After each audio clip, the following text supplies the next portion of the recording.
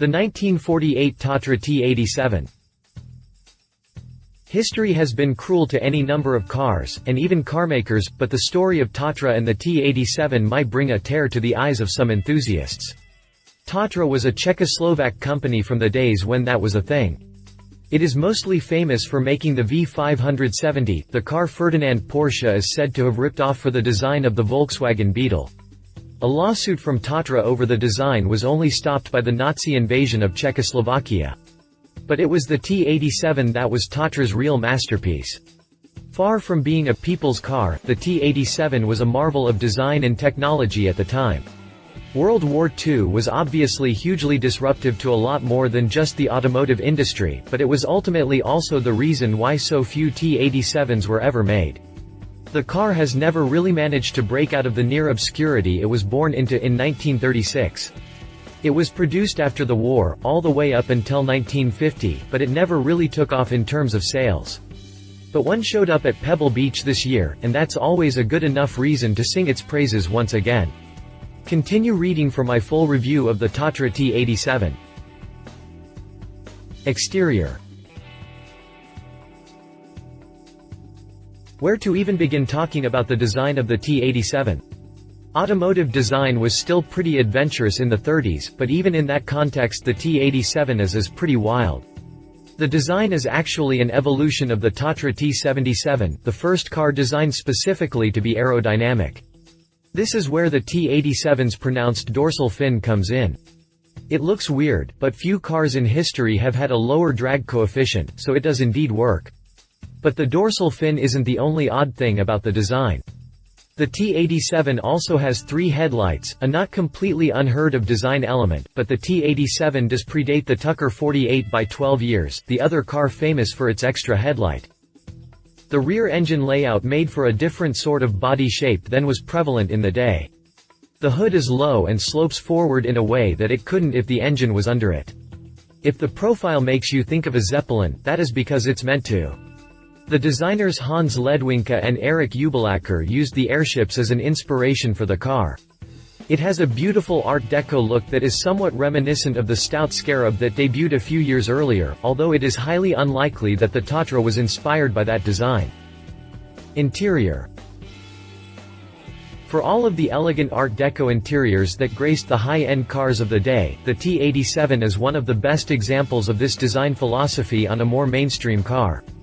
The steering wheel, dash and gauges in particular are some of the best examples in the automotive world. The interior is well appointed and comfortable too, with big seats and extensive use of leather. It's pretty spacious for a rear-engine car as well, most notably in the rear seats. Drivetrain.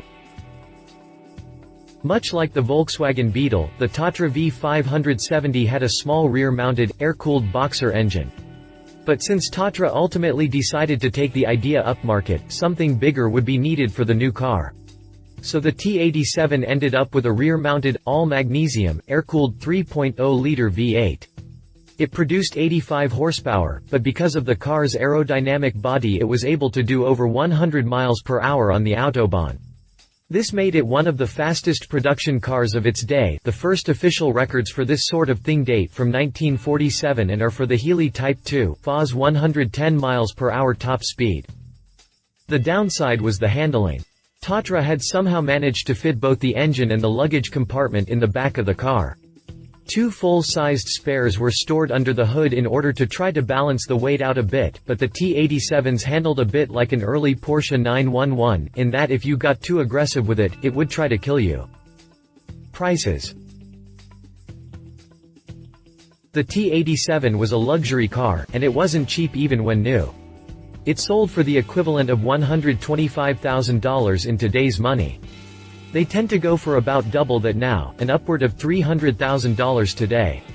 It's not hard to find them listed for more, but it should be noted that the seller in Texas that I found asking $1 million for his T87 has had it listed for a year without finding any takers. Just over 3,000 units were built, so it's not super rare, but also not exactly common. Competition. Auburn 851 Speedster. If you're looking for a bold and attractive but still mainstream design for your 30s luxury car, the Auburn 851 Boattail Speedster is an extremely good choice. It'll cost around the same money and is another magnificent example of Art Deco design. Also worth considering is the Cord 812 Coffin Nose from Auburn's parent company, a car that is related but with a look all its own. However, for my money, the 851 Speedster is one of the best-looking cars ever made. Delahaye 135M. This is actually more the norm when it comes to pre-war luxury cars. Delahaye would supply you with a body if you wanted one, but it was more typical of customers to just buy a chassis and then take it to a coach builder for a custom body. These custom bodies are serious works of art, sculptures made for the rich and stylish to travel around in, and for whatever reason, those made for the Delahaye 135M were some of the most beautiful ever made. Not all of them will cost you into the millions to buy today, but don't expect to get one for less than $200,000. Conclusion. The T87 might have been a supremely weird machine, but it was very good at what it did, and many people, myself included, think it looks fantastic. In a weird way, it could also be thought of as the car that the VW Beetle could have been if it were approached with a different philosophy.